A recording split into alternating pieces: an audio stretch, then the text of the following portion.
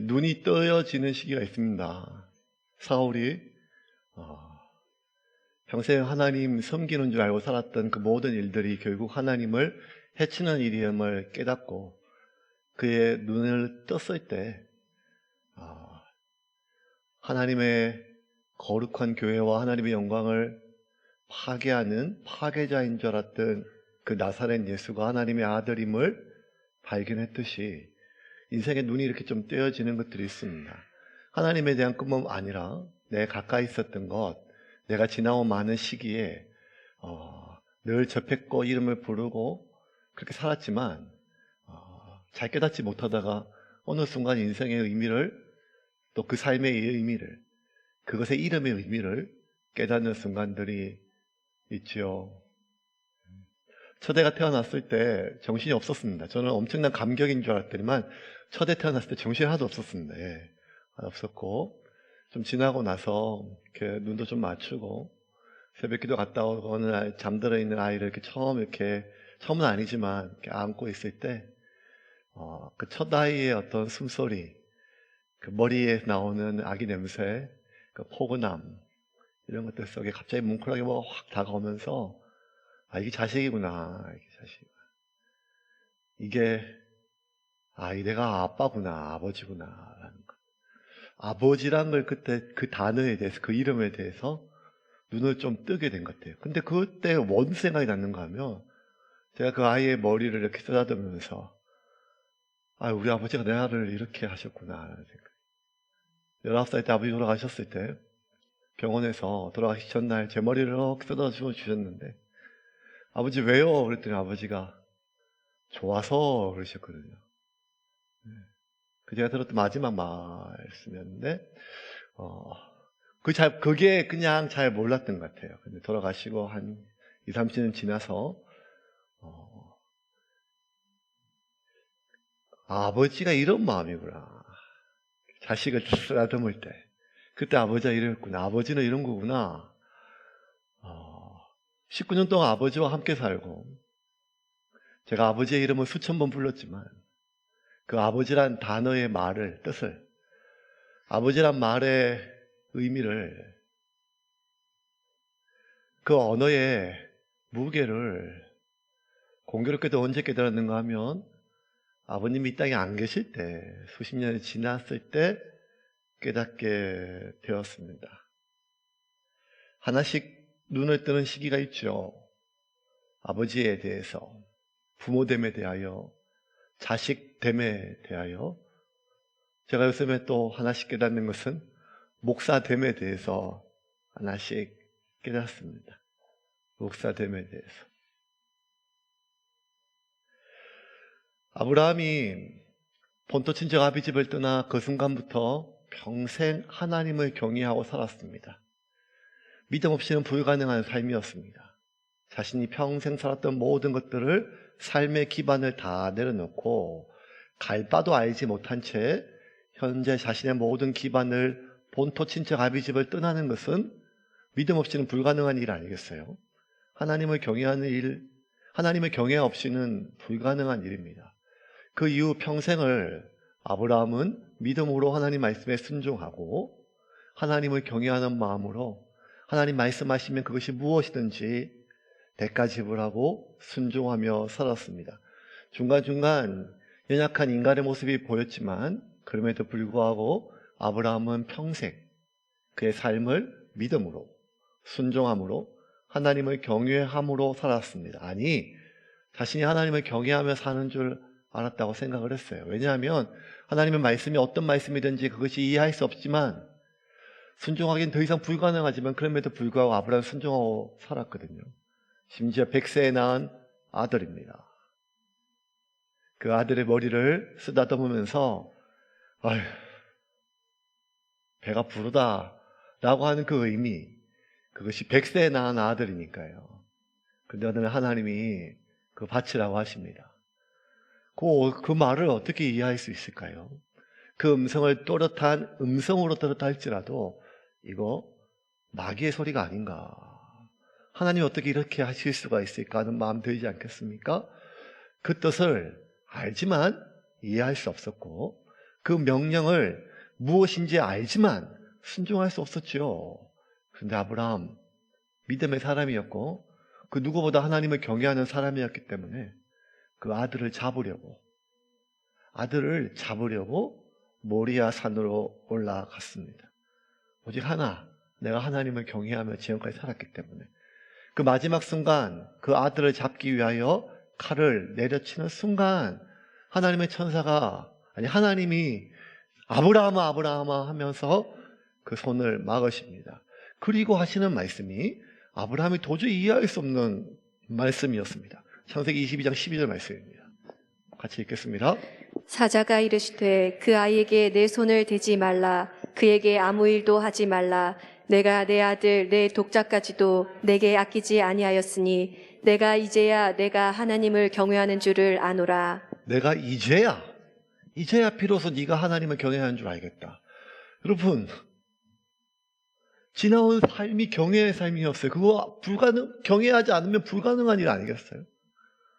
지나온 모든 삶이 하나님을 믿고 순종하는 삶, 믿음의 삶이었어요. 지나온 모든 삶이. 아브라함의 때까지 평생 일궈놓았던 모든 것들을 내려놓고 갔어요. 그런데 한참을 그렇게 살았는데 하나님이 뭐라 얘기하는가 하면 이제야 비로소 네가 나를 경외하는 줄 아노라 라고 하는 이 말씀은 아브라함이 깨달았죠. 하나님을 경외함이란 이런 거구나. 그 모리아 산을, 머리를 쓰다듬는 그 이삭을 데리고 그 이삭의 눈망울을 볼 때마다 내가 저 아이를 잡아야 된다는 그 생각 속에 수없이 많은 갈등 속에 산을 내려갈까? 이번 한 번만 하나님 말씀에 불순종할까? 수없이 교차되는 마음 속에 내가 평생까지 지금까지 어떻게 살았든지 간에 아이고 내가 하나님께 지금까지 진짜 내 모든 것을 다 드린 줄 알았더니 아무것도 내 드린 것이 아니구나. 진짜 소중한 것은 내가 못 드리겠구나. 그 수만 번 교차되는 순간 속에 아브라함이 알았죠. 하나님을 경외하는 것은 이런 거구나. 언제 알았는가 하면 그의 인생에서 가장 고통스러운 결정이 지난 시간. 이게 하나님을 경외하는 거구나. 이게 하나님을 경외하는 거구나. 비로소 그 순간 아브라함은 하나님을 경외하는 것이 어떤 뜻인지 눈을 떴습니다. 오늘 본문은요, 결론부터 얘기하면 인간이 비로소 셋이 아들 낳고 에노스를 낳았을 때 그때서야 비로소 여호와의 이름을 불렀더라. 하나님을 예비하는 것이 무엇인지 알았더라. 그때서야 비로소 이렇게 결론이 되어집니다. 우리가 지난주까지 살펴본 것처럼 가인의 후손들, 하나님의 형상대로 하나님의 모양대로 지음받은 인간임에도 불구하고 하나님의 대리자의 삶으로 하나님의 형상을 가진 이 땅에 하나님 대신 살아가는 삶이 아니라 사탄의 도구로 살아가는 삶을 선택했던 세운자라고 하는 이름을 가진 가인이었지만 그 가인이 결국 어떻게 하나님을 떠나 자신을 지킬 수많은 성과 부유함과 즐거움과 무기까지 그 성은 점점 높아갔고 자기를 지킬 수 있는 부와 수많은 군사들과 무기까지 높아갔지만 결국에는 그 에녹성은 감옥석이 되어 점점 또 다른 누군가를 죽이게 되는 수많은 가인의 자손의 삶을 우리가 보았습니다. 그게 24절까지예요. 그러면 그 가인의 삶과 대조적으로 하나님 자녀의 삶을 보여주는데 단 2줄 나와요. 오늘 2줄 나와요. 하나님이 가인 대신 주었던 셋, 그리고 셋의 아들 에노스, 그리고 비로소 그때서야 하나님이 사람들이 여호와의 이름을 불렀더라 라고 하는 이 단 2구절. 그래서 하나님을 떠난 인간들의 삶과 대조적으로 하나님의 사람이 하나님 안에서 하나님과 함께 하나님을 이름을 부르면서 사는 삶이 어떤 삶인지를 깨달았는데 그 삶에 대해서 오늘 본문은 이야기하고 있습니다. 그러면 하나님 안에서 하나님과 함께 살아가는 삶이란 삶이 어떤 삶일까요? 하나님 안에서 그래서 지난 1년 내내 우리가 귀에 못이 박히도록 우리 안에 하나님이 계십니다. 그 하나님의 아들 예수 그리스도가 계심을 믿으십시오. 그 예수님이 계심을 의식하며 살아가십시오. 그리고 그분과 함께 살아가는 법을 배우십시오. 지난 1년 동안 우리가 그렇게 몸부림치고 저도 몸부림쳤습니다. 근데 진짜 하나님과 함께 하나님 안에서 살아가는 삶이란 것이 뭘까요? 오늘 본문의 최초로 인간이 하나님 안에서 하나님과 함께 살아가는 삶이 어떤 삶인지 비로소 눈을 떠요. 그 의미에 대해서 26절입니다. 같이 읽겠습니다. 셋도 아들을 낳고 그의 이름을 에노스라 하였으며 그때의 사람들이 비로소 여호와의 이름을 불렀더라. 여호와 이름을 불렀더라. 불렀다. 카라라고 하는 단어예요. 부르다라고 하는 말로 번역됐지만 사실은 도움을 요청하다는 거예요. 누구를 불러서 도움을 요청하는 거죠. 도움을 요청하다, 그를 높이다, 찬양하다, 예배하다 랄 때 카라가 써요. 여호와 이름을 부르다라고 하는 말은 하나님의 이름을 부르고 하나님께 도움을 요청하고 하나님의 영광을 찬양하고 하나님께 예배를 드린다는 뜻이에요. 그러면 좀 더 정확하게 해석을 직역을 하면 그때서야 비로소 사람들이 여호와의 이름을 부르며 예배하며 살았다는 거예요. 여러분, 아담이 원래 예배하던 사람이에요. 아담의 자식 가인과 아벨도 하나님께 예배했잖아요. 아담의 후손들이 이미 계속 예배하고 살았어요. 그런데 그때가 돼서야 비로소 사람들이 하나님의 이름을 부르며 하나님께 예배하는 것이 어떤 삶인지를 비로소 눈을 떴다는 거예요. 그때서야 비로소 하나님 안에서 하나님과 함께 살아가는 삶이 무엇인지 비로소 눈을 떴다는 것입니다. 도대체 그때가 언제였길래, 그때가 무슨 일이 있었기 때문에, 그때가 무슨 때이기 때문에 그때 하나님 안에서 하나님과 함께 살아가는 삶에 대해서 눈을 떴을까요? 그때는 바로 언젠가 하면 오늘 본문의 첫 절인 가인이 아벨을 죽이고 하나님이 아벨 대신에 셋이라고 하는 아들을 하와에게 주셨을 때입니다. 25절입니다. 같이 읽겠습니다. 아담이 다시 자기 아내와 동침함에 그가 아들을 낳아 그의 이름을 셋이라 하였으니 이는 하나님이 내게 가인이 죽인 아벨 대신에 다른 씨를 주셨다 함이며. 자, 이때요, 이때.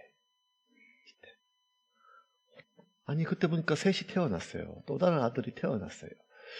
뭐 아들 하나 또 얼마나 가인이 아담의 자식을 많이 낳았어요. 하와를 통해 많이 낳았겠죠. 그런데 그냥 또 다른 아들을 하나 낳은 게 아니고요.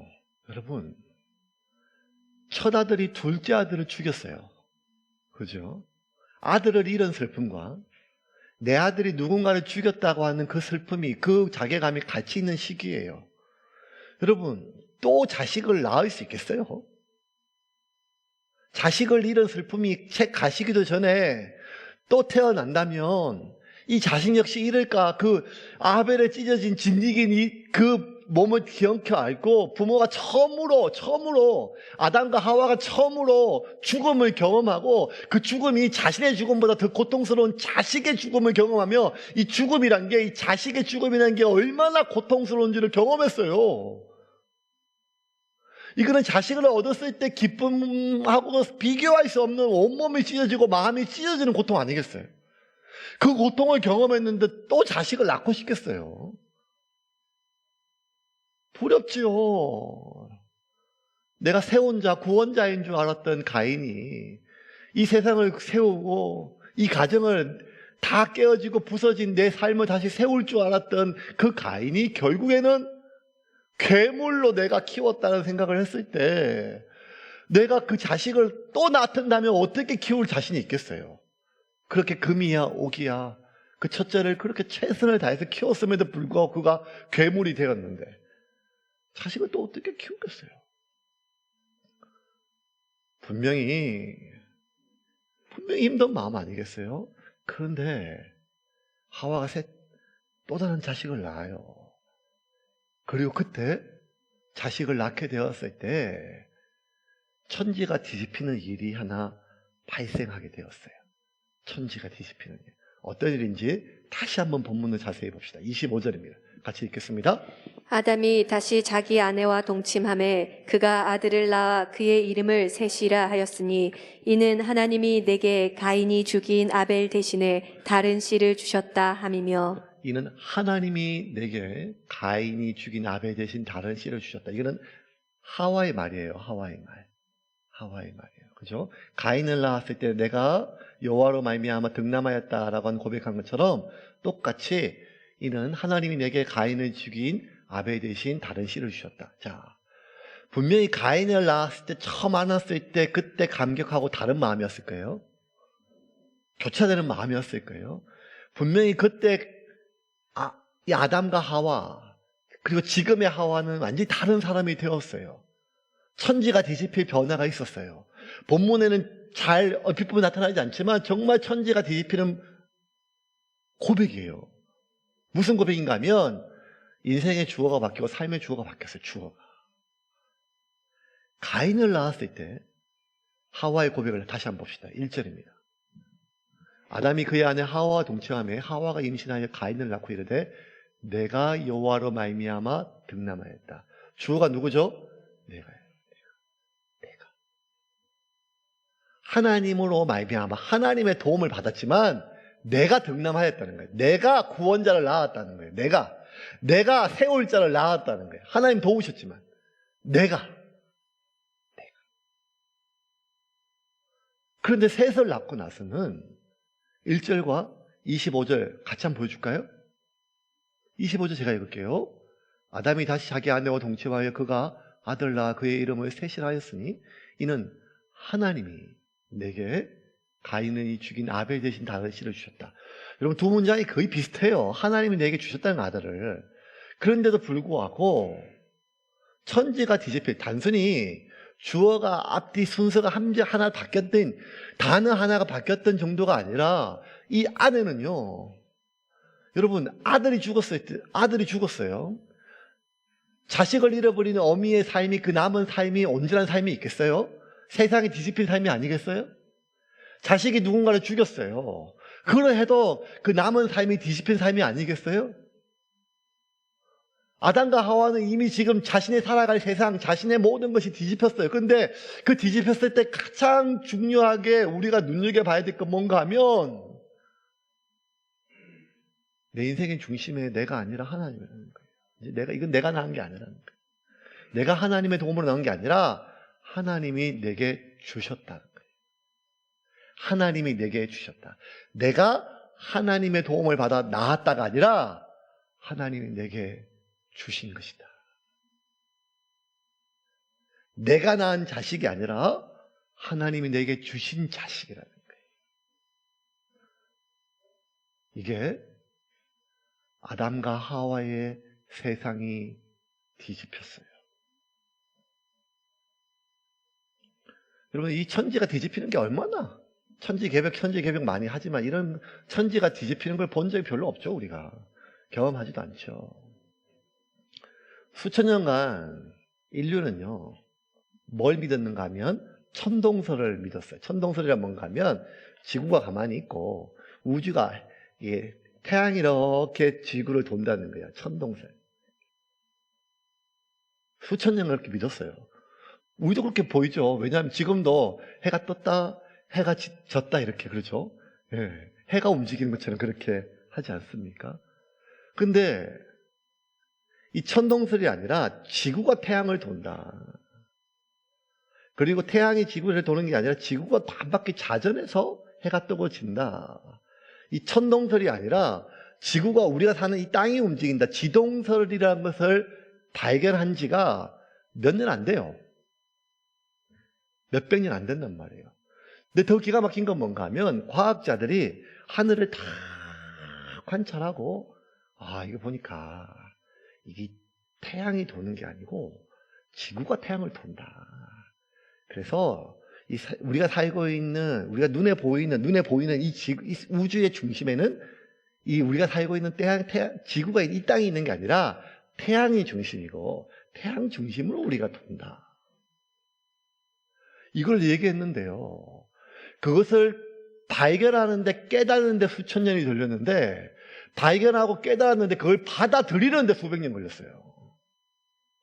교황청까지 나오고 하나님의 이름으로 이거 막 그냥 사탄이다. 어떻게 이럴 수가 있냐. 아니다. 믿음의 이름으로 막 불로 태워 죽이려고 하고 난리가 났었습니다. 아니, 우리가 지금 보면 상식적으로 다 이해할 수 있거든요. 지금 보면 정말 초등학교 1학년도 태양에 지구가 돈다라고 이해하고 해요. 지구가 돌아서 해가 뜨고 지는 것처럼 보인다고 얘기를 해요. 하지만 여러분, 이것을 받아들이는데 수백 년이 걸렸다는 말은 인간은 그만큼 자기 중심적인 인간의 존재이기 때문에 세상의 중심에 내가 있어야 돼요. 내가 세상의 중심이에요. 내가 더우면 더운 거고 내가 추우면 추운 거예요. 내가 싱거우면 싱거운 거고 내가 짜면 짠 거예요. 집사람과 7년 연애하고 결혼하고 지금 30년 가까이 살고 20몇 년도 살고 있어요. 진심으로 사랑합니다. 우리 그렇게 서로 믿고 있어요. 근데 아직도 마음이 일치가 안 돼요. 분명히 내 입에 싱거운데 짜다고 얘기를 해요. 그러면 당신 입에 싱겁지 못하지만 내 입에 짜다 이렇게 서로 얘기하면 되는데 끝까지 싸워요. 싱겁다, 짜다, 싱겁다, 짜다. 그래가지고 결국 결론이 안 내고 이 거대한 전쟁의 중재자로 아들한테 이렇게 물어봐요. 밥 먹고 있는 영진이한테. 영진아 이거 짜? 아니면 싱거워? 벌써 제 무릎이 벌써 공격적이죠. 그러면 영진이가 눈이 막 붉어져. 어떻게 대답해야 될지 막 지금 겁이 나가지고 엄마를 선택해야 될지 아빠를 선택해야 될지. 수십 년을 살아도 내 입맛에는 좀 짜다라고 얘기를 하네요. 이 국이 짠 거예요. 이 국이 싱거워요. 이 사람이 나한테 잘하면 좋은 사람이고 아무리 세상 사람들이 좋은 사람이라도 나한테 잘못하면 나쁜 인간인 거예요. 인간의 자기중심성에 대해서 이거 벗어날 수가 없어요. 세상을 판단하는 게 나의 중심이고 내 인생의 중심에 내가 있다는 말이에요. 내 인생의 중심에 나예요. 하나님은 나를 돕는 자죠. 하나님을 위해서 내가 살아간다는 것이 그렇게 고백하지만 이거 순간순간마다 까먹는 게 아니라 그렇게 살기 싫어요. 내 인생이에요. 내가 살고 싶은 대로 내가 지금 원하는 것이 있단 말이에요. 그래서 내가 하나님으로 말미암아 그 일을 하고 싶지. 이거 내가 피땀 흘려 이룬 것 하나님이 주신 것이라고 생각하기에 고백은 그렇게 하지만 내 인생이라는 거예요. 근데 하와가 아담이 바뀌었어요. 이제 이거 하나님이 내게 주셨다. 자신의 인생의 중심에 하나님을 두었어요. 이게 얼마나 중요한 순간인가 하면 복음에 가장 쉽게 설명한 것이 사형리라고 하는 거 여러분 아시죠? 사형리. 사형리의 마지막 네 번째 가장 복음의 핵심은 무엇인가 하면 예수님이 하나님의 아들임을 믿고 그분께 예수님의 이름으로 기도하면 하나님이 내 기도를 들어 응답하신다. 그것을 받아들이는 것이 핵심이 아니라 내 인생의 주인의 자리에 내가 내려오고 그 자리에 주님을 앉히는 것. 예수님이 내 인생의 주인이고 나는 주님의 종이라는 것을 인정하고 받아들이는 것. 하나님이 계시고 하나님이 세상의 천지를 창조하시고 그분이 우리의 기도를 들어 응답하시고 하나님의 능력이 많다는 것을 믿는 것이 복음이 아니라는 거예요. 왜냐하면 사탄도 그걸 아니까요. 가인도 그걸 아니까요.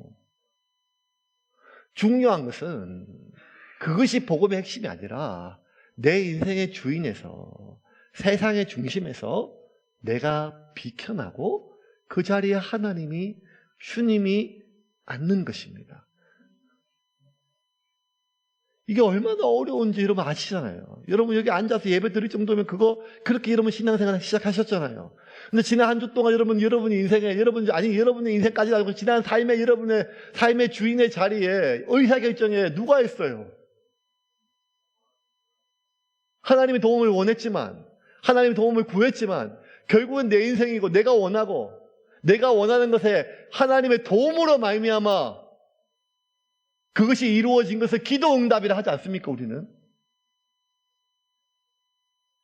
내 인생의 주인에 하나님이 앉았다는 거예요. 그때 비로소 사람은 하나님께 온전히 예배를 드릴 수 있다는 거예요. 내 인생의 주인, 내 삶의 주인, 이 세상의 중심에, 역사의 중심에 하나님.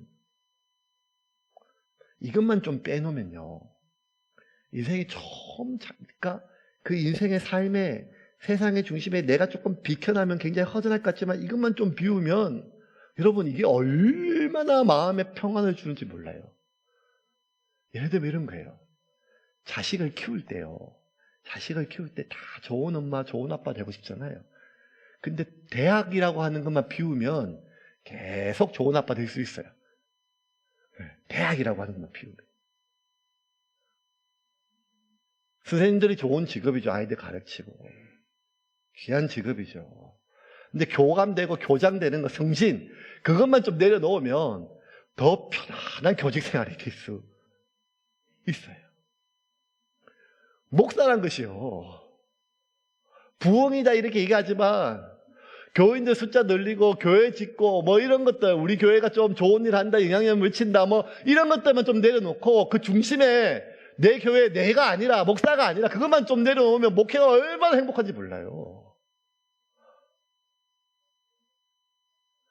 그 중심에 나를 조금만 비껴놓으면 내가 종이 되는 것 같고 내 인생의 비주류가 될 것 같고 주변으로 밀려나는 것처럼 여겨지는데 그게 아니라는 거예요. 그것을 피우는 순간 우리 가운데 세상이 세상으로 보여요. 돈에 지나지 않는다는 것으로 보여요. 명성이란 것이, 성취라고 하는 것이, 그에 대한 사람의 인정이란 것이, 박수란 것이, 사람들에게 잊혀지는 것이, 그것이 그렇게 죽고 살고 매달고 울고 불고 할 일이 아니라 그냥 그 정도라는 것으로 정확하게 보인다는 거예요. 그런데 하나님을 하나님의 자리에 두지 않고 하나님을 내 인생의 중심에 두지 않고 그곳에 딴 데 하나님을 뒀을 때 나는 모든 것이 다 왜곡되게 보인다는 거예요. 왜냐하면 어떻게 보이는가 하면 장차 내 자식을 죽일 놈, 괴물이고 모든 삶을 깨트리고 부서뜨릴 괴물이고 무너뜨릴 자가 내 삶을 세울 자로 보인다는 거예요. 가인처럼. 왜? 내 인생의 주인의 자리에 하나님의 온전히 자리 잡히 못했을 때. 언제 세상이 명확하게 보일까요? 여러분, 사기 잘 당하는 사람들 착해서가 아니라 욕심이 많아서 그래요. 물론 진짜 나쁜 놈한테 당할 수도 있지만 자신이 무슨 욕망이 있을 때요. 이거 투자하면 이만큼 벌 수 있다고 하니까. 그 욕망이 조금만 비껴나면 모든 게 다 보이거든요. 근데 그 욕망을 붙잡는 순간 모든 것이 뒤틀려요.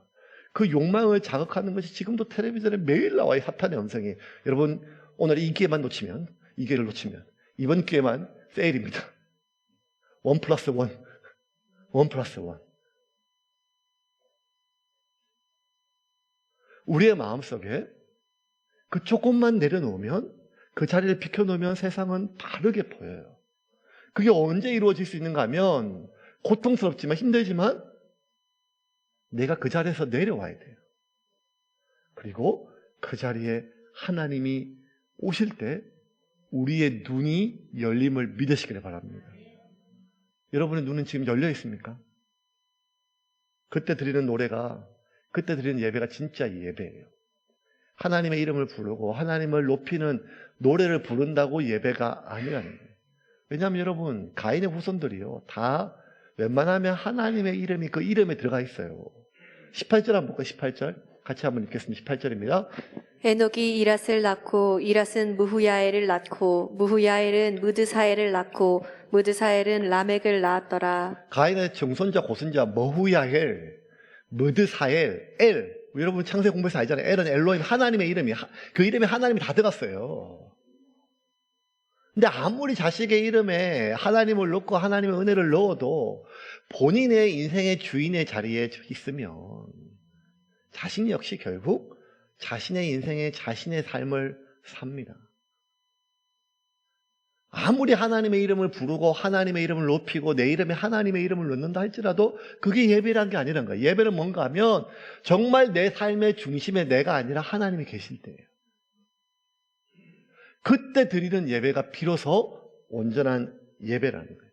그리고 또 언제 온전하게 우리가 하나님께 예배 드릴 수 있나? 예배에 대한 눈을 뜨고 하나님 안에서 하나님과 함께 살아가는 삶을 우리가 알 수 있는가 하면 자신의 한계를 정확하게 깨달았을 때예요. 26절입니다. 같이 읽겠습니다. 셋도 아들을 낳고 그의 이름을 에노스라 하였으며 그때의 사람들이 비로소 여호와의 이름을 불렀더라. 셋이 아들을 낳았어요. 그 이름을 에노스라 했어요. 에노스라는 아나쉬라고 하는 단어에서 왔는데 아나쉬라는 원래 뜻은요, 이 도저히 치료할 수 없는 불치병에 걸린 상태, 그 고통, 회복할 수 없는 상태를 뜻해요. 아나쉬. 죽을 수밖에 없다는 거예요. 아니면 재난인데 도저히 회복 불능한 재난을 받아가지고 도저히 내 삶이 회복될 수 없는 상태, 그게 아나쉬예요. 자, 셋이 아담과 함께 그 이름을 그렇게 지었어요. 자식의 이름을요. 그런데 여러분 26절 보면 이게 참 아이러니해요. 26절 다시 한번 띄워주시죠. 26절. 셋도 아들을 낳고 그의 이름을 에노스라 하였으니 그때 사람들이 뭐라고요? 비로소 여호와의 이름을 불렀더라. 그때 비로소 온전히 예배했더라. 여러분, 아담과 하와가 인생을 장밋빛으로 보고 사람을 분명히 하나님이 너는 헐겠니 헐구로 돌아갈 것이다. 평생 2차분의 고통을 당할 것이다. 그게 인간이다. 네가 헐기다. 결국 헐구로 갈 것이다. 타락한 인간의 결국 인간의 본질은 네가 하나님을 의존하지 않고 하나님을 의지하지 않고 하나님을 바라보지 않으면 결국 하나님을 떠난 인간은 결국 헐구로 돌아갈 것이다 라고 말을 들었음에도 불구하고 아들을 낳고 그가 우리 삶을 구원할 거라고 생각하게 되니까 세상이 장밋빛으로 보이고 인간에 대한 희망이 생겨요. 저 사람이 내 아들이 그렇게 장밋빛으로 기대로 사람에 대한 기대를 가졌을 때 하나님께 온전한 예배를 드린 것이 아니라 사람이 비로소 온전히 하나님께 예배 드렸을 때는 언젠가 하면 결국 인간은 죽을 수밖에 없는 상태구나. 결국 인간이라는 것은 이렇게 타락할 수밖에 없는 거구나. 결국 하나님을 떠난 인간은 이렇게 비참해지고 이렇게 고통스러워질 수밖에 없는 것임을 자신의 존재를, 인간의 존재를 깨달았을 때 그때 비로소 하나님께 온전히 예배를 드리고 그때 비로소 하나님 안에서 하나님과 함께 살아가는 삶이 어떤 삶인지를 눈을 떴다는 거예요. 이제 말씀 좀 정리하겠습니다. 인간은 자신의 존재가 주변에 주어진 나의 상태, 상황 이런 게 말고 그냥 나의 존재 자체가 결국은 내가 어떤 것을 성취하고 현재 내가 무슨 소유를 갖고 있으며 사람들에게 어떤 평가를 갖고 있던 것과 상관없이 결국은 내가 어디까지 하나님을 떠났을 때 타락할 수 있는지, 내가 하나님을 떠났을 때 어디까지 내 삶이 비참해질 수 있는지를 나 자신의 한계를 자각하고 인식했을 때 그때서야 비로소 하나님의 도움을 구하고 하나님 안에서 하나님과 함께 살기 위하여 하나님의 도움을 요청하며 하나님께 예배하며 살 수 있다는 것입니다. 지금은 신약시대이기 때문에 예수님 부활 승천하시고 또 다른 보혜사 성령님을 우리에게 보여주셨기 때문에 우리는 예배 드릴 때마다 주님의 임재를 구하고 성령님의 임재를 구하지만 주님이 이 땅에 오시기 전에 구약시대에는 성령의 임재는 굉장히 귀한 일이었습니다. 주의 영이 임했던 선지자조차도 주의 영이 임했을 때 굉장히 짧은 그 순간에 잠깐 하나님의 계시를 보고 말씀을 전했습니다. 그런데 그 수많은 구약의 인물 가운데 유난히 유난히 하나님의 임재가 많았던 한 사사가 있었습니다. 사사기에 나오는 수십 명의 사사 가운데 유일하게 가장 하나님의 임재가 많았던 사사, 누군가 하면 삼손이었습니다. 삼손이 사자를 찢고 블레셋 군사를 물리치고 당당히 특별히 수천 명을 죽이고 모든 이런 많은 일을 할 때, 여러분 자세히 보면 감추어진 것도 아니고 드러났지만 우리가 잘 모르는 건데, 그때마다 그 앞구절에 뭐가 있는가 하면 주의 영이 삼손에게 임했어라. 그 말은 삼손은 태어날 때부터 힘장으로 태어난 게 아니란 말이에요. 그 힘은 내재된 힘이 아니란 말이에요. 인간이 할 수 있는, 자기가 태어나고 가지고 있는 인간의 힘이 아니잖아요. 이게 초자연적인 힘이잖아요. 근데 그때마다 주의 영이 삼손에게 임했다는 거예요. 그러면 그 당시에 그 시대를 통틀어 누구보다 주의 영이 그에게 임했고 주의 영과 함께 했던 삼손인데, 문제는 삼손이 하나님이 나와 함께 하심을 깨닫지를 못했어요. 내가 힘이 세서, 내가 머리카락을 밀지 않아서, 힘이 세서. 안타깝게도 삼손은 자신이 하나님의 영이 자신을 떠난 것을 언제 알았는가 하면 자신의 모든 힘을 잃고 두 눈을 뽑히고 쇠사슬에 묶였을 때, 그때서야 비로소 하나님의 영이 자기를 떠난 줄 알았어요. 들릴라 유혹에 빠져 머리털 밀고 그 블레셋 군사들이 왔다는 소식을 들었을 때 삼손이 했던 말이 뭔가 하면, 내가 전과 같이 힘을 떨치리라 하였으나 주의 영이 자기를 떠난 줄을 몰랐더라. 사사기 16장 20절 같이 한번 보겠습니다. 제가 읽겠습니다. 들릴라가 이르되 삼손이여, 블레셋 사람이 당신에게 들이 닥쳤느니라 하니 삼손이 잠을 깨며 이르기를, 내가 전과 같이 나가서 몸을 떨치리라 하였으나 여호와께서 이미 자기를 떠나신 줄을 깨닫지 못하였다.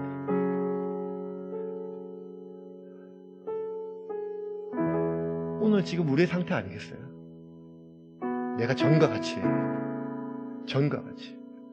어쩌면 오늘날 우리의 교회의 상태 아니겠어요? 왜? 내가 예배 드리고 있으니까, 찬양하고 있으니까, 오늘도 기도하고 있으니까, 주의 성수하고 있으니까. 아니, 내가 저런 타락한 교회하고 다르니까, 나는 그래도 좀 괜찮은 교회 다니니까, 뭐 이런 생각 속에 내가 전과 같이 힘을 떨치리라 하였지만 이미 여호와의 영이 떠난 줄을 깨닫지 못하고 있는 교회와 성도와 목사와 사람들이 얼마나 많습니까?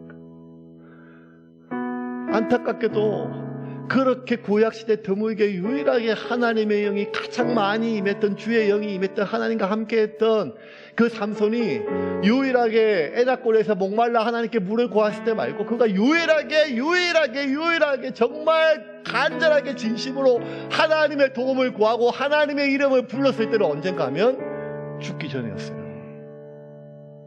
그의 눈이 다 뽑힐 때였어요. 머리카락이 다 밀렸을 때예요. 온몸이 사슬에 묶여 이방인들과 사탄에게 조롱거리가 되었을 때, 그때 모든 것을 잃었을 때, 아, 나는 아무것도 아니구나, 그 내 힘이 아니었구나, 나는 정말 이 정도였구나 라고 깨닫는 순간 비로소 여호와의 이름을 불렀어요. 삼손의 마지막 기도입니다. 16장 28절. 삼손이 여호와께 부르짖어 이르되 주 여호와여 구하옵나니 나를 생각하옵소서. 하나님이여 구하옵나니 이분만 나를 강하게 하사 나의 두 눈을 뺀 블레셋 사람에게 원수를 단번에 갚게 하옵소서. 삼손의 이야기 가운데 유일하게 진심으로 삼손이 여호와께 부르짖어.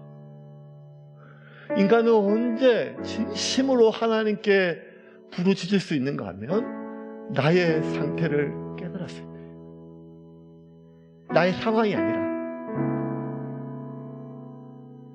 인간이 언제 진심으로 하나님의 도움을 필요로 하는가 하면 나의 존재를 깨달았을 때. 여러분, 우리가 우리의 마지막 호흡이 끝나기 전까지 하나님 안에서 하나님과 함께 살아가는 법을 배우지 못한다면, 그냥 장차 죽어서 갈 천국만 바라보고 산다면, 약속의 땅 가나안을 바라봤지만 결국 광야에서 다 죽었던 그 200만의 백성들과 다를 바가 뭐가 있겠습니까? 우리가 언제 온전히 하나님 안에서 하나님과 함께 살아가기 위하여 하나님의 도움을 구하며 여호와의 이름을 부르는 뜻이 무엇인지 온전히 비로소 눈을 뜰 때가 언젠가 하면 내 인생의 중심에 하나님이 올 때예요. 내가 그 자리에서 내려올 때예요. 내가 지금 어떤 존재인지를 깨달을 때예요. 그때 비로소 하나님께 예배 드릴 때가 올 것입니다.